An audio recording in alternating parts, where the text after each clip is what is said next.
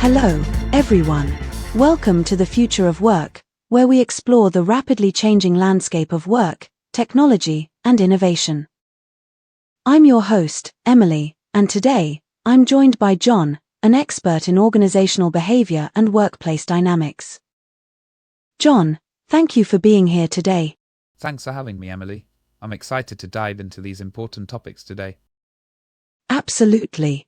In this episode, we'll discuss some key trends shaping the future of work, remote work, the rise of automation, gig economy, and much more. Let's kick things off by learning a little more about you, John. Could you tell us about your background and your experience in this field?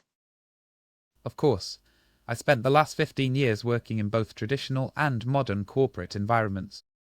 I've witnessed firsthand the shift toward remote work, the impact of automation, and the gig economy. I specialize in helping companies transition to new work models and embrace digital transformation. That sounds amazing. You're definitely the right person for today's discussion. Let's jump into our first topic, remote work revolution. Remote work has undoubtedly changed the way businesses operate. In your view, John, is remote work here to stay, or will companies eventually go back to in-office work? Great question. I think remote work is definitely here to stay, but we're likely to see a hybrid model become the norm. Many companies have realized the benefits of remote work, such as increased productivity and better work-life balance for employees. But at the same time, some aspects of in-person work, like celebration, are hard to replicate remotely. Yeah, that makes sense. Do you think companies are doing enough to adapt to this shift? Many are trying, but there's still a learning curve.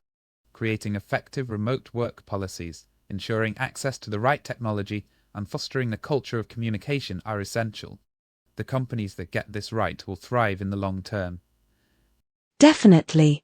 It's all about adapting to the new normal. Now, speaking of work-life balance. One of the biggest challenges of working remotely is balancing work and life. It's so easy to blur the lines when your home is also your office. John, what are some strategies people can use to maintain a healthy work-life balance? Yes, that's a real challenge for many.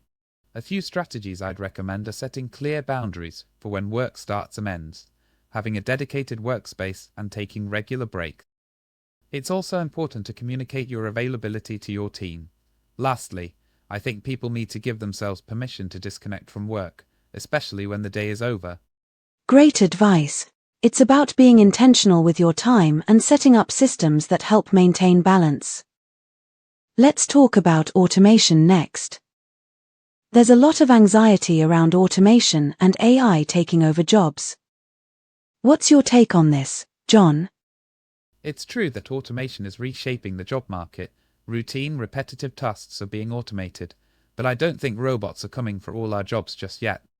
Instead, automation will change the nature of work, creating new roles and opportunities for those who are willing to adapt. Jobs that require creativity, emotional intelligence, and complex problem-solving will remain in demand.